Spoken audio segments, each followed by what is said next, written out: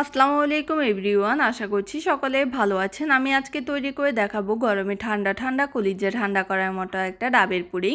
Trust me, এই পুডিংটা আপনি একবার বাসায় বানিয়ে খেলে সবাই পছন্দ করবে। ছোট বড় সকলে এই পুডিংটা পছন্দ করে থাকে। আপনার বাসায় একবার বানিয়ে খেয়ে দেখবেন, ছোট বড় সকলেই পছন্দ করবে। এটা খেতে অনেক মজার। চাইলে আপনিও খুব সহজে বাসায় তৈরি করে নিতে পারেন। চলে যাওয়া যাক রেসিপিতে। এখানে আমি আগে ডাব কেটে ডাবের পানি নিয়ে নিতেছি। আমি এখানে ডাবের পানি একটা পাতিলের মধ্যে নিয়ে নিয়েছি। এখন আমি এই ডাবের পানিটা ছেঁকে নিব, যেহেতু এখানে ডাবের শাঁস পড়েছে। এখানে আমি ডাবের পানিটা ছেঁকে একটা পাতিলে নিয়েছি। এখন দিয়ে দিব স্বাদ মতো চিনি, যেহেতু ডাবটা মিষ্টি ছিল।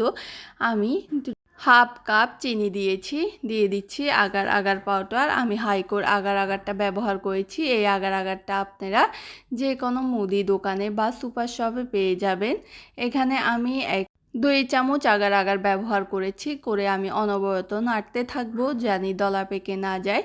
নাড়তে নাড়তে দেখবেন বলক চলে আসছে। এটা বেশি উতরানোর দরকার নেই। বলক চলে আসলে আমি যে বাটিতে সেট করব ওই বাটিতে ঢেলে নিতেছি।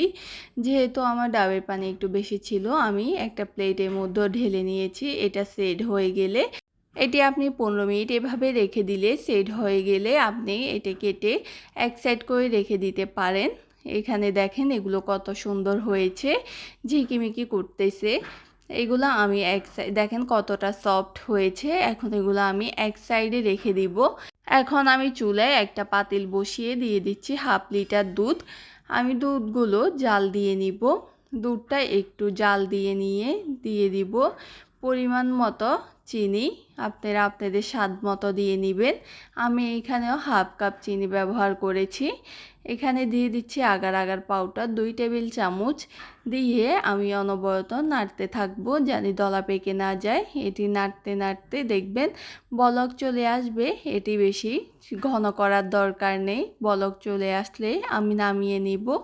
এটার বলক চলে আসলে আমি চুলা থেকে নামিয়ে নিয়ে যে বাটিতে সেট করব ওই বাটিতে আগে থেকে জেলোগুলো তৈরি করে রেখেছি, ওই জেলোগুলো দিয়ে দিচ্ছি। দিয়ে এখন যে দুধ নামিয়ে আনছি ওই দুধটা গরম গরম থাকা অবস্থায় আমি ঢেলে দিব। ঢেলে দিয়ে আমি এটির উপরে আবার কয়েকটু জেলো দিয়ে দিব। দিয়ে আমি এক সাইড করে এটাকে রেখে দিব আধা ঘন্টার জন্য।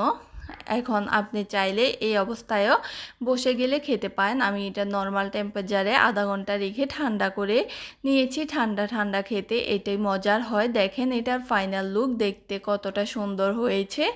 এটি খেতে অনেক মজার। এটার ভিতরে দেখতে অনেক বেশি সুন্দর হয়েছে। আপনারাও চাইলে ঘরে এভাবে তৈরি করে নিতে পারেন ডাবের পুডিং।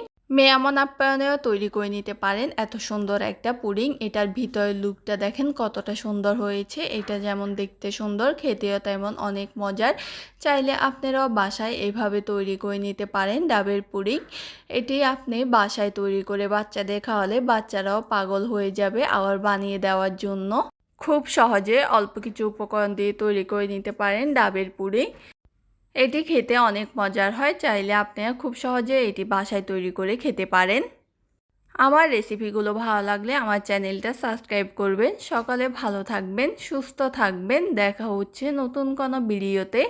সকলে খেয়াল রাখবেন। আল্লাহ হাফেজ।